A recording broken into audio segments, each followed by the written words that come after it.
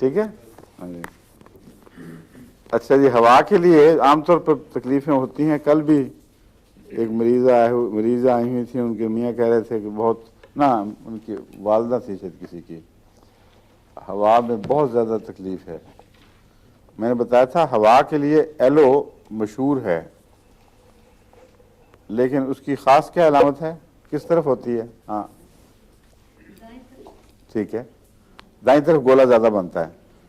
और ये अलामत और किस चीज़ में पाई जाती है? लाइकोपोडियम में भी।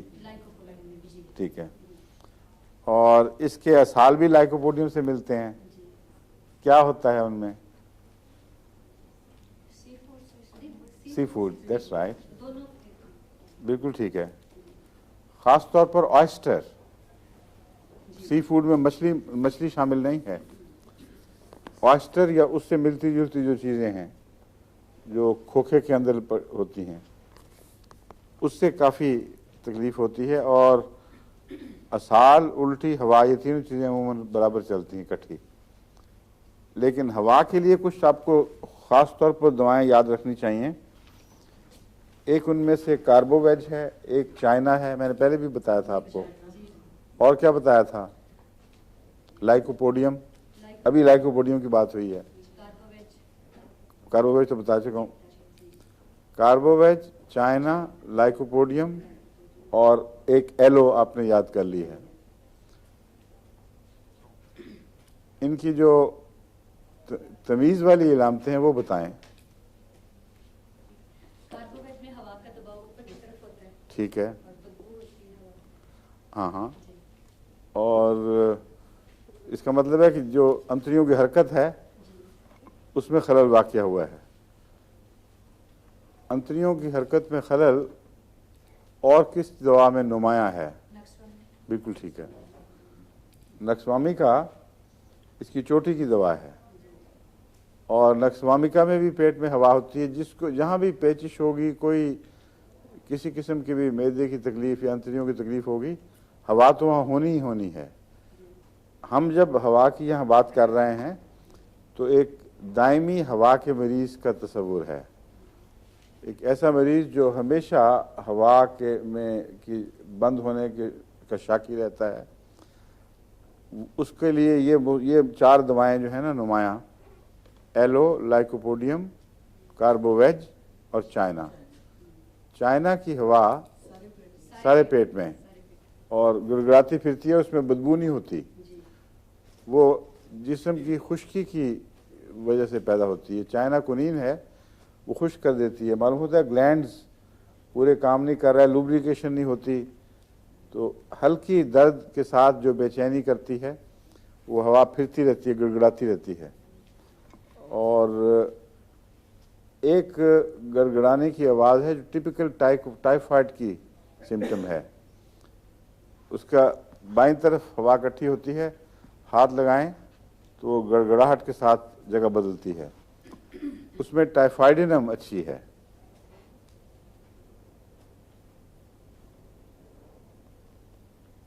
मगर वो आर्जी कैफियत है। जो आर्जी कैफियत की बहुत अहम दवा याद रखने के काबिल है वो कॉल्चिकम है। कॉल्चिकम अफारे की दवा है, रोज़मर्रा की हवा की नहीं है। अगर किसी वजह से अफारा हो जाए तो उसको कॉल्चिकम की एक खुराक फौरी फ़ायदा देती है। अगर अफारा हो, अफारा जानवरों में पता है आपको क्यों होता है? गाय भैंस और बकरियां, भेड़ बकरियां जब अफारे में मुब्तला होती हैं तो अक्सर उसकी क्या वजह है? बरसीम एक चारा है जो आमतौर पर खाया जाता है, और बरसीम में अगर खुश्की हो जाए और खुश्क साली की वजह से वक्त पर पानी ना मिले, जबकि वो ख़ास एक उम्र को पहुंचा हुआ हो, तो उसके अंदर हाइड्रोसायनिक एसिड पैदा हो जाता है, HCN। और आपको पता है पोटेशियम साइनाइड डेडलीस्ट पॉइजन है, और पोटेशियम साइनाइड का पॉइजन स्पेज़म के साथ मारता है। यानी सांस वगैरह की नाली, हर चीज़ के ऊपर ऐसा सख्त जफा पड़ता है कि फिर खुल ही नहीं सकती। इसलिए पोटेशियम साइनाइड के जो लोग मरते हैं इस पॉइजन से, वो एक लफ्ज़ भी नहीं बोल सकते। वो हमें लेबोरेटरी में ये बताया जाता था कि पोटेशियम साइनाइड मुंह के आगे वैसे भी कुछ चीज़ रखो और अंदर जहाँ ऊपर वो लगा होता था फैन, जिन दवाओं से केमिकल एक्शन से पोटेशियम साइनाइड बनता है, वो एक्शंस जब हम केमिकल्स के करते थे तो अंदर हाथ डाल के ऊपर से शीशा गिरा देते थे, वहाँ बनाते थे और ऊपर फैन लगा होता था ताकि उसका मामूली असर भी ना आए। और इससे जानवरों को वो अफारा होता है, क्योंकि वो निस्बतन बहुत कम मिकदार में पैदा होता है, इसलिए फ़ौरन मरते नहीं हैं, मगर उनकी अंतड़ियों में यूँ स्पेज़म हो जाता है और सारा पेट फूल जाता है और कुछ अरसे के बाद तकलीफ से मरते हैं। उसका इलाज है ये कोल्चिकम। और उसी सिलसिले में इंसानों को भी एक ख़तरा है कड़वे बादामों से। जो कड़वा बादाम है उसमें भी HCN पाया जाता है, हाइड्रोसायनिक एसिड, और उसी से वो कड़वा होता है।